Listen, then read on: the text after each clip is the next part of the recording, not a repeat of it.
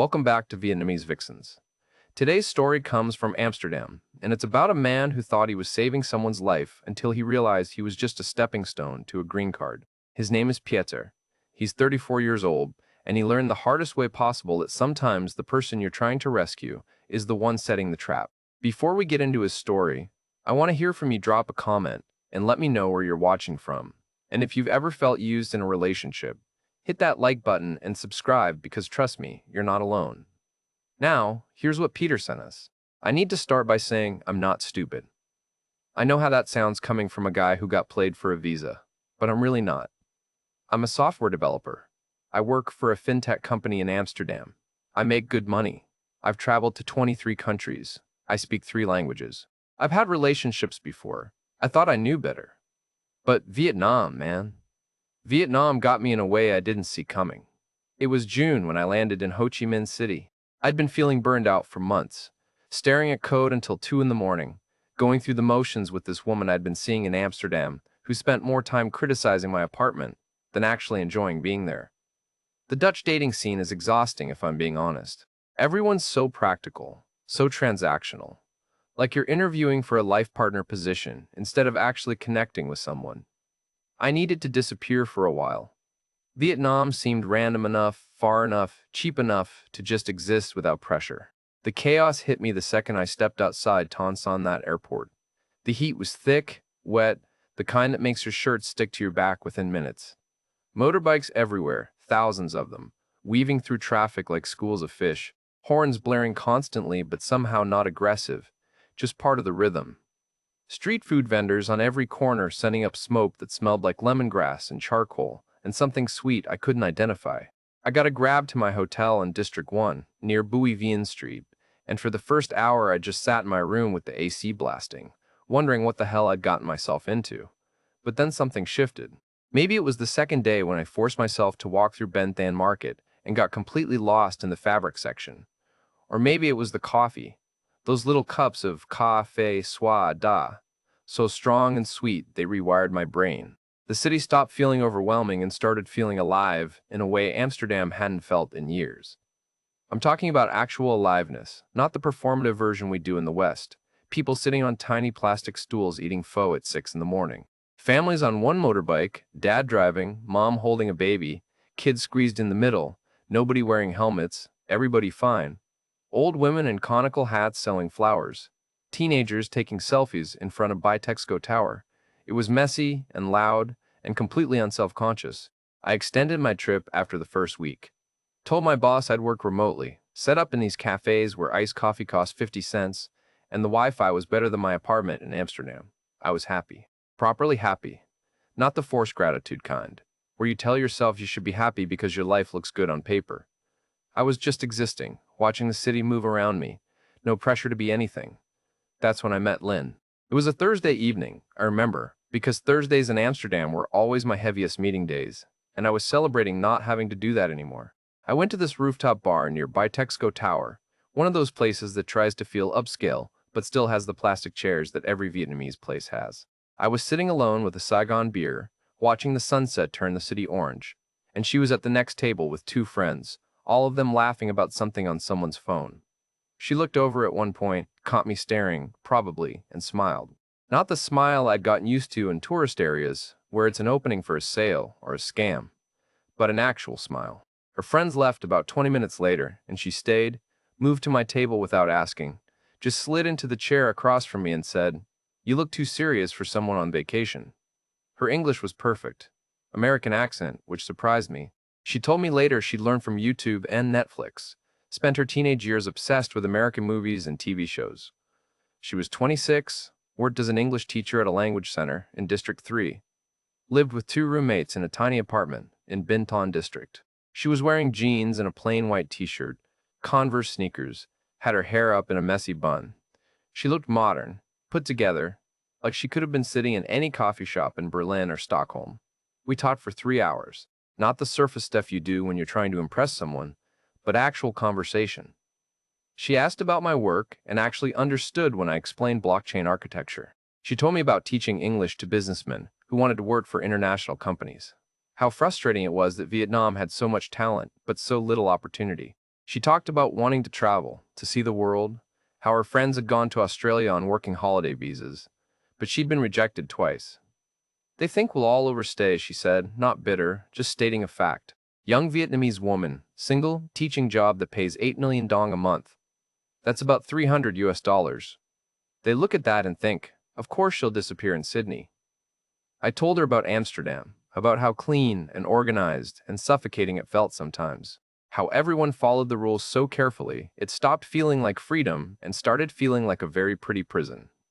She laughed at that, said Vietnam was the opposite total chaos, no rules. Everyone just figuring it out as they went. But at least you can leave, she said. You can come here for 2 weeks and feel alive, and then go back to your pretty prison. I can't leave even when I want to. We exchanged numbers before I left that night. She didn't ask me to pay for her drinks. She didn't ask where I was staying or how long I'd be in Vietnam or any of the questions I'd learned to be wary of. She just said it was nice to meet someone who actually listened, and maybe we could hang out again. The next 2 weeks were the best I'd had in years. She showed me Vietnam, the real version, not the tourist performance. Family restaurants in Binh Thanh, where the menu was in Vietnamese only, and we had to point at what other people were eating. Coffee shops where old men played chess and chain-smoked, and nobody cared that we were sitting there for 4 hours. She took me to her apartment one evening, introduced me to her roommates, who teased her in Vietnamese, and made us spring rolls from scratch. Her brother came by, 19 years old, studying engineering, shy but proud to practice his English with me. Everything felt authentic in a way I'd stopped believing was possible. We talked about everything. She wanted to know about Europe, about opportunities, about what it was like to live somewhere where you could trust the systems, where corruption wasn't just accepted as the price of doing business. I asked her what she really wanted, if she could have anything. She thought about it for a long time. America, she finally said. I know it's not perfect, I know it has problems, but at least there's possibility there. Here, I can work my whole life and never afford a house. I can be the best teacher in the city and still make less in a month than you probably make in a day. I'm not trying to get rich. I just want a chance. I didn't think anything of it at the time. It seemed reasonable. She was smart, ambitious, stuck in a system that didn't reward those things unless you were born into the right family or willing to play the corruption game. I felt for her. More than that, I felt something for her that I hadn't felt in a long time. Like she saw me as a person, not as a paycheck or a resume or a future plan. Just Pieter, the Dutch guy who was tired and lost and found himself in Vietnam trying to remember what it felt like to be excited about waking up in the morning. I extended my trip another week. My boss wasn't thrilled, but I didn't care. Lynn and I spent every evening together. We went to Dalat for a weekend, stayed in a tiny homestay, walked around the lake, drank terrible wine, and laughed about how bad it was. She held my hand. We kissed for the first time under the crazy house, that bizarre fairy tale building that looks like something out of a fever dream. It felt easy, natural, like we'd known each other longer than 3 weeks. Before I left, we sat on her tiny balcony, drinking Vietnamese coffee, watching motorbikes stream by below. She was quiet, which was unusual for her. I'm going to miss you, she finally said. I told her I'd miss her too. We can make this work, I said, and I meant it. She looked at me with these eyes, dark and deep and a little sad. You say that now, but you'll go back to Amsterdam and remember this was just a vacation. I'll be the girl from Vietnam you had a nice time with. I told her that wasn't true, that I'd come back, that we'd figure it out. She smiled but didn't look convinced. Okay, she said, we'll see. The first few months of long distance were perfect. We video called every day. She'd show me her students' funny mistakes. I'd show her my depressing gray Amsterdam weather. I sent her money a few times, not because she asked, but because I wanted to help. $200 here, $300 there, converted to about 6 or 7 million dong, which meant something in Vietnam. She'd send me receipts for rent, for her brother's textbooks, always proof it was going somewhere real. She talked about saving to visit me in Amsterdam, about the visa requirements, how she'd need to show bank statements and employment letters and proof she'd come back to Vietnam. 3 months after I left, she applied for a tourist visa to the Netherlands. We put together the application carefully, my letter of invitation, hotel bookings in my name that we'd cancel after approval, her employment contract, proof of savings. It got denied. No explanation, just a form letter. She called me crying, properly sobbing in a way I'd never heard her do. They don't even see me as a person, she said. Just a risk. Just someone who will overstay and clean houses illegally.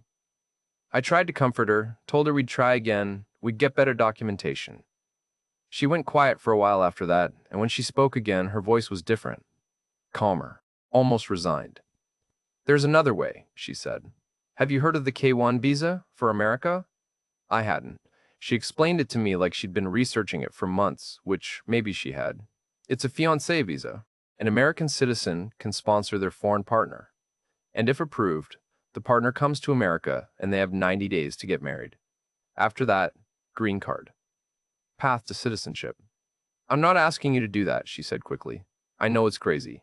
I wish there was a way. I wish we didn't have to be trapped by these stupid borders. I stayed up all night after that call, reading about K-1 visas, about the process, about the requirements, about what it would mean to bring her to America, to marry her, to give her the chance she wanted so badly. And here's the thing I didn't realize then but understand perfectly now. That seed she planted that night, that careful mention of the K-1 visa with all the I'm not asking disclaimers, that was the beginning, that was the hook. And I bit down on it so hard I didn't even feel it pierce through. I spent the next 2 weeks convincing myself it wasn't crazy. That's what your brain does when it wants something badly enough. It builds you a perfect logical framework to justify the insane decision you've already made emotionally. Lynn and I had been together 6 months by then if you count long distance as together. I'd been back to Vietnam twice since that first trip, spent 2 weeks there in September, another 10 days over Christmas. We'd done Dalit again, went to Hoi An, spent New Year's Eve on a beach in Nha Trang watching fireworks with her friends. I'd met her family properly by then, sat through a dinner with her parents where her dad chain-smoked and her mom kept refilling my rice bowl, and nobody spoke English except Lynn. Her brother had warmed up to me, started asking me about job opportunities in Europe, whether his engineering degree would mean anything outside Vietnam. It felt real. That's what I kept telling myself. The relationship felt real. The connection felt real. So why wouldn't marriage be real? The K-1 visa just required proof that we'd met in person within the last 2 years, that we intended to marry, that the relationship was legitimate. We had all of that, hundreds of photos together, thousands of messages, plane tickets, video call logs. Her friends had met me, my friends knew about her. This wasn't some internet romance with someone I'd never touched. This was an actual relationship that just happened to be complicated by the fact that she was born in the wrong country. But here's where it gets interesting, the detail that made the whole thing possible. I'm not just Dutch. My mother was born in Sacramento, grew up in California, moved to the Netherlands in her 20s when she met my dad, which meant I had American citizenship through her, dual citizenship. I'd barely used except for one college trip to New York when I was 22. I had an American passport sitting in a drawer, completely forgotten until Lynn mentioned the K-1 visa. That passport was suddenly worth everything. When I told her, she went silent on the video call. I could see her processing it, her face lit blue from her phone screen in her dark apartment. You're American? She finally said. I explained the dual citizenship thing, how it worked, how I just never really thought about it because I'd lived in Amsterdam my whole life. She started crying, not sad crying, the kind where you're overwhelmed with relief and possibility. You're literally my American dream, she said, and she laughed through the tears. I can't believe this. I thought we'd have to wait years, save money for me to get a better job, build more ties to Vietnam. But you can sponsor me. We can actually do this. I should have heard it then, the way she said, you can sponsor me, before we can be together. But I didn't. I heard what I wanted to hear, which was that she was excited about our future, about not being separated by visa denials and expensive plane tickets and time zone differences. I told her I'd start the process. She kissed the screen of her phone, told me I was changing her life, told me she loved me so much it hurt. The paperwork was absurd. Form I-29F. Petition for alien fiancé. 16 pages of questions about our relationship, our intentions, our backgrounds. I had to prove I made enough money to sponsor her, which was easy because I was making about $85,000 a year, way above the poverty line requirement. But then there was the evidence. USCIS wanted proof we'd met in person, that our relationship was genuine, that we weren't committing visa fraud. I printed out chat logs, hundreds of pages of conversations about everything from what we'd eaten that day to arguments we'd had about whether Dutch directness was rude or honest. I compiled photos, organized by date, with captions. Me and Lynn at the Bitexco Tower, me and Lynn in Dalat, Me and Lynn at her family's house at Christmas. Her brother photobombing us at a coffee shop. Her friends making fun of my terrible Vietnamese pronunciation at a restaurant. I gathered my flight receipts, hotel bookings, every piece of evidence that I'd been to Vietnam 4 times in 8 months. I wrote a statement describing how we met, why we wanted to marry, what our plans were. Lynn sent me her documents. Birth certificate translated into English, police clearance from Vietnam, proof she wasn't already married. It took 3 months to compile everything. 3 months of scanning documents, writing explanations, double-checking forms. My friends thought I was insane. My mother was horrified. "You barely know this girl," she kept saying. "You're going to marry someone you've spent, 6 weeks with in person? What if she's just using you for the visa?" I told her she didn't understand, that when you know, all the cliches people say when they're defending an indefensible decision. I filed the petition in March. The waiting was torture. USCIS took 4 months to process it, 4 months where Lynn and I planned our future life in America. I'd decided on Austin, Texas. Lower cost of living than California, big tech scene. My company had an office there I could transfer to. I started looking at apartments, sending her links, talking about neighborhoods. She'd always redirect to San Francisco. "But isn't San Francisco more exciting?" she'd say. "Don't you want to be where everything's happening?"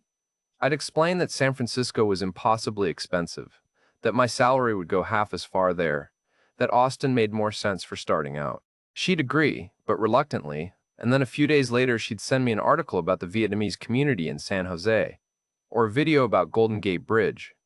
I flew to Vietnam in June for the interview preparation. She'd been approved for the next step, the interview at the U.S. consulate in Ho Chi Minh City, and we needed to be ready.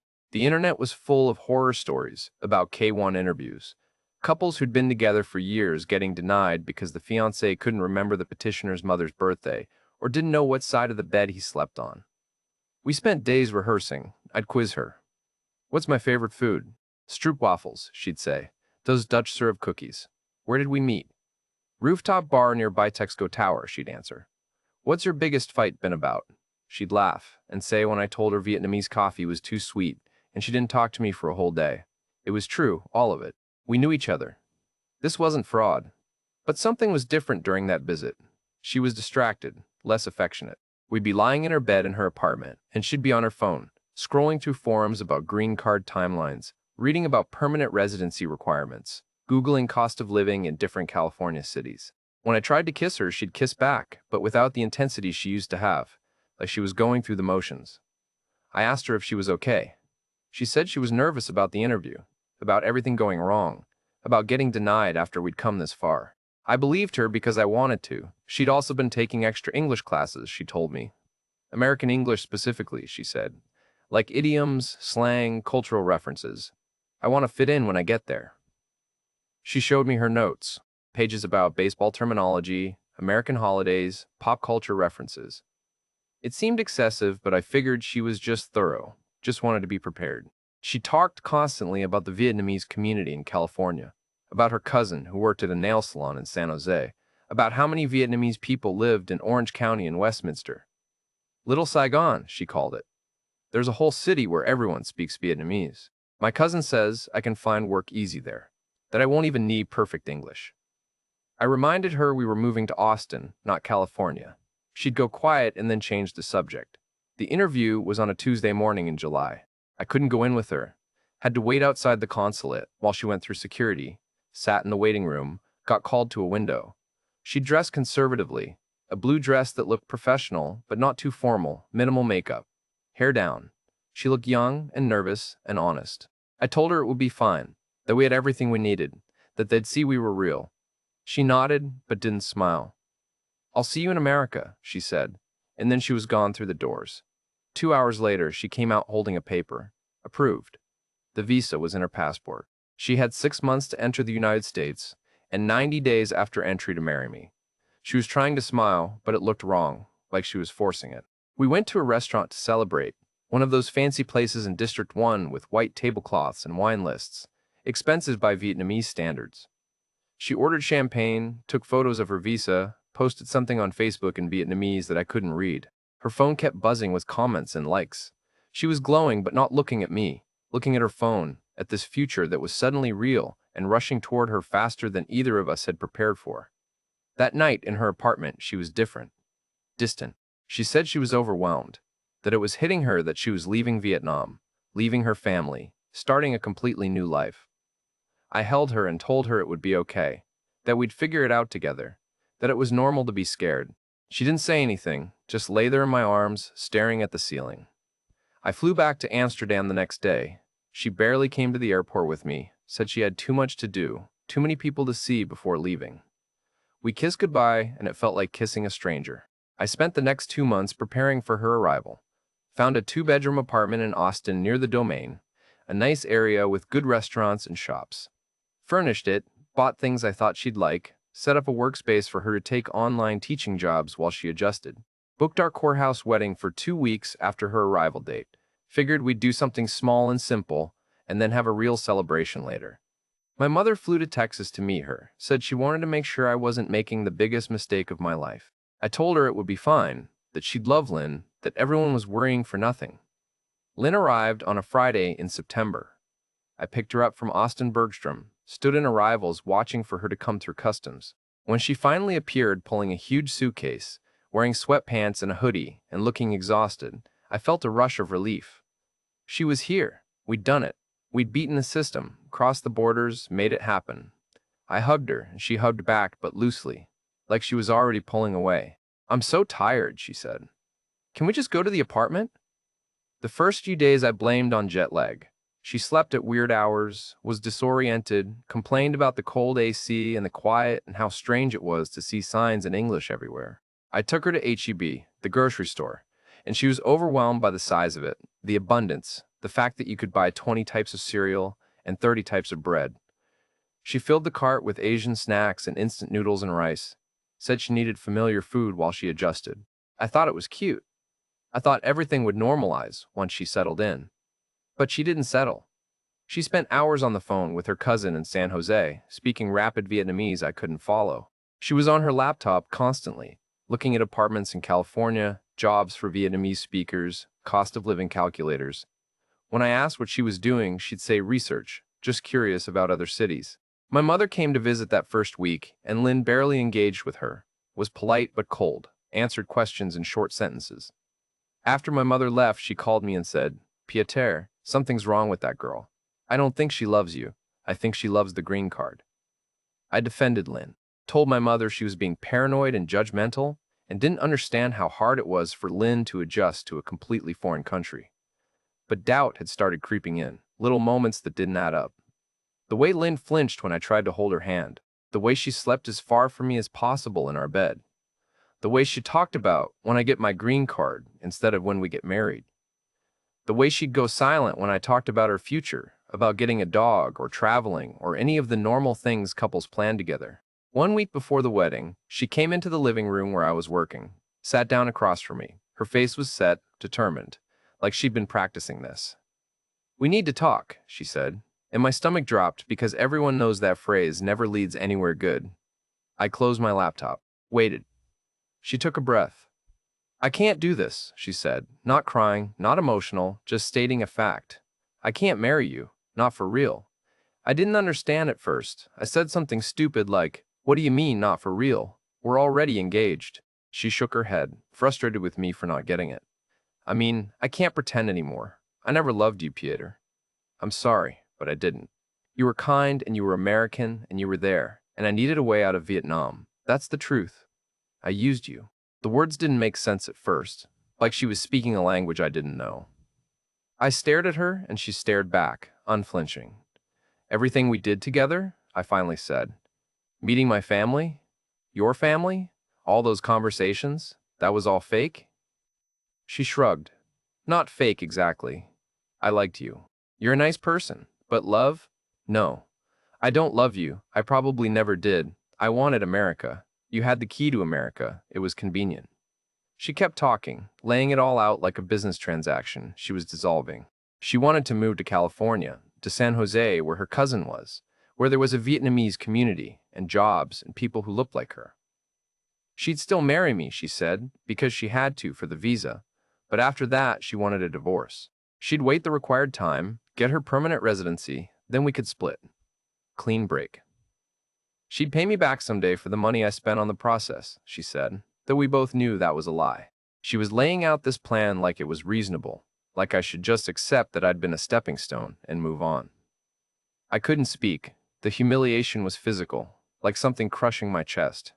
I'd spent over $15,000 on this process. I'd flown to Vietnam 4 times. I'd restructured my entire life, moved to Texas, set up an apartment, defended her to everyone who said I was being stupid. And she was sitting there calmly telling me it was all a transaction, that every "I love you" had been currency she was spending to buy her American dream. So what now? I finally said. My voice sounded strange, distant. She looked relieved that I was taking it so calmly. Now we get married like we planned. I get my green card. Then in a few months, I move to California and we file for divorce. Or we can stay married on paper for a while if that's easier for the immigration stuff. Whatever works. She said it like she was negotiating a contract, not destroying a relationship. Like this was always the deal, and I was just too stupid to read the fine print. I asked her if she felt anything. Any guilt, any regret, anything human. She thought about it, which somehow made it worse. I feel bad that you're hurt, she finally said, but I don't regret doing what I had to do. You don't understand what it's like. Being trapped in a country with no future, watching everyone around you struggle for nothing. You were my chance. I took it. I'd do it again. She stood up, said she was going to her cousin's place in San Jose for a few days to clear her head, figure out next steps. She'd be back for the wedding. I sat there unable to move, unable to process what had just happened. She packed a bag, called an Uber, left without looking back. Just walked out of the apartment we were supposed to share, out of the life we were supposed to build, like it meant nothing. Because to her, it didn't. It never had. I sat in that empty apartment for hours after she left, staring at nothing, feeling everything I thought I knew rearrange itself into a new, uglier picture. Every moment we'd shared recontextualizing itself as manipulation. Every sweet word revealed as strategy. Every kiss a payment on a debt she was accruing. I'd been so sure, so completely convinced that what we had was real. And it was all performance. I was the mark. The American with the passport. The lonely Dutch guy in Vietnam looking for connection, the perfect target. That night, she sent me a text. Just one line. I'll be back Tuesday. We can go to the courthouse Wednesday like we planned. Like nothing had changed. Like she'd just told me our wedding colors didn't match instead of admitting our entire relationship was a con. I stared at that message for a long time, and that's when the anger finally came. Not the sad, defeated kind. The cold, calculated kind that makes you understand exactly what you need to do. I didn't sleep that night. I sat on the couch in that apartment I'd furnished for a life that didn't exist, and I played the whole thing back in my head. Every moment, every conversation, every time she'd looked at me with those eyes and said she loved me. I tried to find the cracks, the places where I should have seen through it. And the thing is, they were there. They'd always been there. The way she'd talk about America with more passion than she talked about us. The way she'd researched green card timelines with the focus of someone studying for an exam. The way she'd always redirect conversations about Austin back to California, back to her cousin, back to the Vietnamese community that would make her feel at home. I'd seen all of it and explained it away because I wanted to believe I was special. That I was different from all the other Western men who got used by women who saw them as tickets rather than people. But I wasn't special. I was convenient. I had the passport she needed and the loneliness that made me easy to manipulate. That's all I'd ever been. By morning, I'd made my decision. I called her. She answered cheerful, like nothing was wrong, like she hadn't just confessed to running a year-long con on me. Hey, she said, I'm at my cousin's place. San Jose is amazing, Pieter. You should see it. There's Vietnamese everywhere, restaurants, shops. It feels like home, but with American money. I interrupted her, told her we needed to talk. She went quiet, probably heard something in my voice. I'm not marrying you, I said. Simple as that, she laughed, nervous. What do you mean? We have to. My visa requires it. I have to marry you within 90 days, or I have to leave. I told her I understood that I'd read the requirements probably more carefully than she had. So then what's the problem? She said, and I could hear the edge creeping into her voice. The problem, I said, is that I'm not going to be part of your fraud. You use me. You admitted you use me.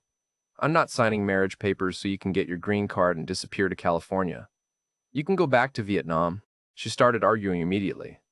That panicked kind of arguing where someone's watching their plans collapse in real time.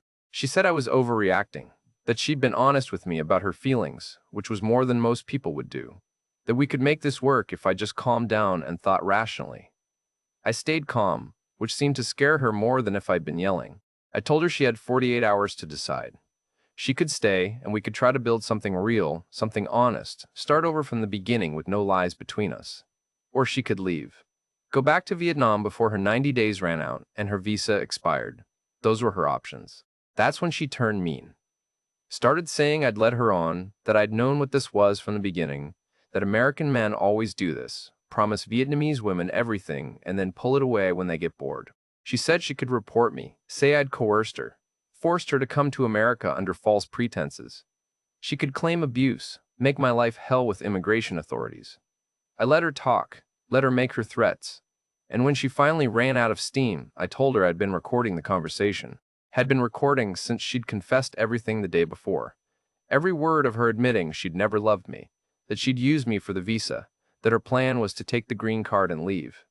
All of it on my phone, time-stamped, clear as day. She went silent. I could hear her breathing on the other end.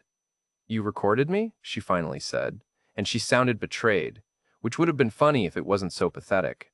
I told her yes, that I'd learned something from her about protecting yourself, about documenting everything. I told her if she tried to make any claims against me, I'd send that recording to USCIS, to immigration authorities, to anyone who needed to hear it. Visa fraud is a federal crime. She'd be barred from ever entering the United States again. Probably barred from most Western countries. Her American dream would be permanently dead. The silence stretched out. When she spoke again, her voice was small, defeated. "What do you want me to do?" I told her I wanted her to pack her things and be out of the apartment by the time I got home from work the next day. I'd book her a flight back to Ho Chi Minh City. She'd leave on her own terms before the marriage deadline, before there was any official record of fraud, and we'd both move on with our lives. She tried one more time, said we could still make this work, that she'd stay in Austin, that maybe she could learn to love me if I gave her a chance. But we both knew she was lying. She was always lying. I booked her ticket that afternoon. One way to Ho Chi Minh City, leaving in 3 days. Sent her the confirmation. She called me crying, actual crying this time, begging me to reconsider, saying she'd made a mistake, that she did have feelings for me, she just got scared and said the wrong things. I didn't believe her. I told her the ticket was non-refundable, and I'd be reporting the situation to USCIS as a failed relationship, providing evidence that she'd come to America with fraudulent intent. I never actually said I was reporting her for fraud, not directly, but I let her believe it. Let her think I was burning down her immigration record, making sure she'd never have another chance at America. She showed up at the apartment the next day. I'd had the locks changed. She stood outside calling my phone, then my doorbell, then just standing there crying in the hallway. My neighbor asked if I needed them to call someone. I said no, she was leaving soon, just an emotional goodbye. Lynn finally left after an hour. Sent me messages alternating between apologizing and threatening me, between begging and cursing me out in Vietnamese that I had to run through Google Translate. She said I'd ruined her life, that I was cruel, that karma would get me, that she hoped I died alone. All the things people say when the thing they wanted most gets pulled away at the last second. She left on that flight. I didn't go to the airport, just got a notification that she'd checked in, then later that the flight had departed, and then she was gone. Back to Vietnam, back to her old life, back to square one with no green card and no American dream. I sat in that apartment surrounded by furniture I'd bought for a life that would never happen and felt nothing. Not satisfaction, not relief, not sadness. Just empty. I reported the situation to USCIS the next week. Withdrew the petition, explained that the relationship had ended, that we wouldn't be getting married. I submitted some evidence, the conversation recordings, messages, enough to show it was legitimate on my end, but had fallen apart. I didn't push the fraud angle hard because, honestly, I just wanted it over. Wanted her out of my system, out of my life, out of my head. The case was closed. File terminated. I moved back to Amsterdam 2 months later. Couldn't stand being in Austin. Couldn't stand the apartment that smelled like her coconut shampoo and the coffee shops we'd planned to go to together. My friends said I'd dodged a bullet. My mother said she'd told me so. Everyone had some version of, at least you found out before the wedding. But it didn't feel like dodging anything. It felt like I'd been hit square in the chest and was just expected to walk it off because I'd technically prevented something worse from happening. I'd spent over $15,000, restructured my life, moved to Texas, believed in something that was never real. That doesn't feel like winning. That feels like losing in a different way. I threw myself into work, took every project my company offered, worked 12, 14-hour days, stopped dating entirely, stopped going to places that reminded me of Vietnam, deleted all the photos, unfollowed her on everything. For 6 months I was functional and empty, and told everyone I was fine because what else do you say? That you got scammed for a visa by someone you loved, that you were stupid enough to believe a woman who saw you as a transaction was actually seeing you as a person. Nobody wants to hear that story. Nobody wants to be the person in that story. Then in March, 6 months after she'd left, I got an Instagram message. From her. Just, "Can we talk?" I stared at it for a long time, didn't respond. She sent another one the next day. "Please, Pieter, I need to explain something." I ignored it. Another message. "I know you hate me. I understand. But I'm begging you, please just listen." I blocked her. She messaged me on WhatsApp, on Facebook, on my old email account I'd forgotten I'd given her access to. Always the same thing. "Please talk to me. I made a mistake. I need your help." Finally, she sent a voice note on WhatsApp before I could block that too. Against every logical instinct I had, I listened to it. She was crying, that ugly crying where you can barely talk. "Pieter, please, I'm so sorry. I know you don't want to hear from me. I know I don't deserve anything from you. But my life fell apart and I don't know what else to do. Please, just give me 5 minutes. That's all I'm asking. 5 minutes, and then I'll never contact you again if that's what you want." I listened to it 3 times, told myself I wouldn't respond, responded anyway. "What do you want, Lynn?" "Just that, nothing else." She called immediately. I almost didn't answer, but I did, and when she said hello, her voice was so broken, so completely destroyed, that for a second I forgot why I hated her. She talked for 30 minutes straight. I didn't interrupt. She told me everything that happened after she got back to Vietnam. How she'd arrived in Ho Chi Minh City with nothing. How her family had eventually found out what happened, that she tried to use a man for a visa and failed. How her father wouldn't speak to her for weeks. How her mother cried and asked what they'd done wrong raising her. How her brother was disappointed in her, said he'd looked up to her and now didn't know who she was. How the story spread through her social circles, how people talked. How she became that girl who tried to scam an American and got caught. She lost her teaching job. The language center heard rumors, asked her about it, and she couldn't lie anymore, so she told them the truth. They fired her within a week, said they couldn't have someone with questionable character teaching their students. She'd been working at a phone store ever since, one of those little shops in a mall that sells cases and screen protectors. Made 6 million dong a month, about $230, barely enough for rent and food.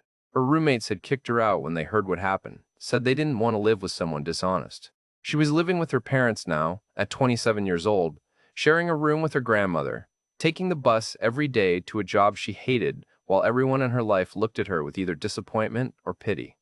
Her cousin in San Jose stopped talking to her, said she'd embarrassed the family, that she'd blown her chance at America by being greedy and stupid. Other friends who'd been planning their own visa strategies, their own ways to get to the West, distanced themselves from her because being associated with a failed fraud attempt was bad luck. She was isolated, broke, ashamed, stuck in exactly the life she'd been trying so hard to escape, except now it was worse because everyone knew she'd tried to cheat her way out and failed. "I think about you every day," she said, her voice small and hollow. "Not because I want you back. I know that's impossible. But because I realize what I lost. You were kind to me. You saw me as a person, not just as a Vietnamese girl, or a teaching salary, or a visa scam. And I treated you like a transaction. I treated you the way the West treats us. Like we're interchangeable. Like we only matter for what we can provide. I became the thing I hated." She went quiet for a while, just breathing. "I'm not asking for forgiveness. I don't deserve it.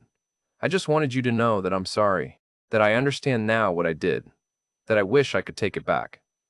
I didn't say anything for a long time. Finally asked why she was really messaging me. There had to be more than just apologies. She hesitated, and that's when the real request came out. She needed a letter from me, a statement saying that our relationship had been genuine at the time, that she hadn't committed fraud, that I'd withdrawn the petition for personal reasons and not because of any dishonesty on her part. She was trying to apply for an Australian working holiday visa, her last chance at getting out of Vietnam, and she needed a clean immigration record. She'd been rejected once already because when they'd checked her history, they'd seen the terminated K-1 petition and gotten suspicious. She needed me to clear her name. "I know I have no right to ask," she said. "I know you probably want me to suffer. Maybe you think I deserve to be trapped here forever. And maybe you're right, but I'm asking anyway because I have nothing left to lose. I've been sending you money, did you see? Small amounts, $50, $100, whatever I can spare. It's not even close to what you spent on me, but I'm trying. I'm trying to show you I'm not that person anymore." I checked my bank account after the call. She was right. Small deposits over the past few months. Amounts that meant something in Vietnam even if they were nothing to me. $200 total, maybe less. A pathetic gesture, but a gesture nonetheless. I told her I needed time to think about it. She thanked me, said she'd wait as long as it took, that she understood she had no leverage, no right to demand anything. We hung up and I sat there processing what I'd just heard. Part of me felt vindicated. She'd suffered. She'd lost everything she wanted. The universe had punished her for using people, for treating relationships as transactions. That should have felt good. But mostly I just felt tired. I didn't respond for 2 months. She'd message every week or so, never pushy, just gentle reminders. "I'm still here when you're ready to talk. I understand if the answer is no. Thank you for even considering it." The messages got sadder as time went on. She sent me a photo once of her at the phone store, wearing a cheap uniform polo, standing behind a counter covered in phone cases. "This is my life now," the caption said. Not bitter, just factual. In May, I finally called her back. It was late at night my time, morning for her. She answered on the first ring, started crying before she even said hello. I let her cry for a minute, then asked her to explain again exactly what she needed. She walked me through it, more composed this time. Just a simple letter stating that we'd been in a genuine relationship, that I'd petitioned for her in good faith, that we'd mutually decided not to proceed with the marriage for personal compatibility reasons. Nothing about fraud, nothing about lies. Just a bureaucratic explanation that would let her move forward with her life. "Why should I help you?" I asked. Not cruel, just honest. She was quiet for a long time. "You shouldn't," she finally said. "There's no reason you should. I used you. I hurt you. I treated you like you were nothing more than a passport with a pulse. You don't owe me anything. But I'm asking anyway because I believe people can change. Because I have changed. Because I understand now what I did. And I'm trying to be better. And I'm hoping that you're the kind of person who can see that. And maybe, give me one chance to undo some of the damage I caused." I asked her what she'd do if I said no. She laughed, dark and hollow. "Keep working at the phone store. Keep living with my parents. Keep being the girl who tried to scam an American and failed. Eventually, everyone will forget or stop caring. It'll just be my life. Small and stuck, and exactly what I deserve." There was no manipulation in her voice, no attempt to guilt me. She was just being honest for maybe the first time in our entire relationship. I told her I'd write the letter. She went silent, like she couldn't believe what she'd heard. "Really?" she finally said. "You'll actually do it?" I said yes, but I needed to tell her something first. "I never reported you for fraud, Lynn. I withdrew the petition and submitted evidence of a failed relationship, but I never pushed the fraud angle. I never flagged you to USCIS or immigration authorities. Your record has always been clean. You could have applied for other visas this whole time. You were never blacklisted." The silence on her end was absolute. I could picture her processing it, understanding what I was saying. "You let me believe I was blacklisted," she finally said. Not angry, just stunned. "You let me think you destroyed my immigration record, that I could never get another visa because of you." I told her yes, that it was the least she deserved after what she did. To feel what I felt. To lose what she wanted most because of her own choices. To understand that actions have consequences. She started crying again, different this time. Relief mixed with anger, mixed with something else I couldn't name. "You're cruel," she said, "but I guess I taught you that." We sat on the phone in silence for a while. I told her I'd write the letter, email it to her by the end of the week, no strings attached. I didn't want her money back. Didn't want an ongoing relationship. Didn't want updates on her life. I just wanted to close this chapter and move on. She thanked me, her voice barely a whisper. Said she hoped I found someone who deserved me. someone who saw me the way I deserved to be seen. I wrote the letter that weekend, kept it simple and bureaucratic. To whom it may concern, Peter Vanderberg, petitioner for K1 visa case, for Ling Nguyen. Relationship was genuine at time of filing. Met in person multiple times, developed real connection. Ultimately decided not to proceed with marriage due to personal incompatibility discovered after fiancé's arrival in United States. No fraud was involved. Withdrawal of petition was mutual decision. Signed, dated, notarized. Emailed her the PDF on Sunday evening. She responded an hour later. Just 3 words. Thank you. I'm sorry. Then another message. I hope you know you changed me. Not in the way you wanted to, but you did. I'll remember you forever, even if it's as the person I hurt most. And then one final message. I'm blocking you now. Not because I'm angry, because you deserve to move on without me popping up in your messages. Thank you for the kindness I didn't earn. Goodbye, Pieter. True to her word, she blocked me on everything. Instagram, WhatsApp, Facebook, email. Cut herself out of my life completely. The weird thing was, it actually felt like closure. Not the satisfying kind where everything wraps up neatly, but the real kind where you just stop carrying something around with you every day. I didn't forgive her, not really. But I stopped being angry, stopped playing the conversations back in my head, looking for the moments I should have seen through her. Stopped feeling like an idiot for believing someone loved me when they didn't. I think about her sometimes. Wonder if she made it to Australia.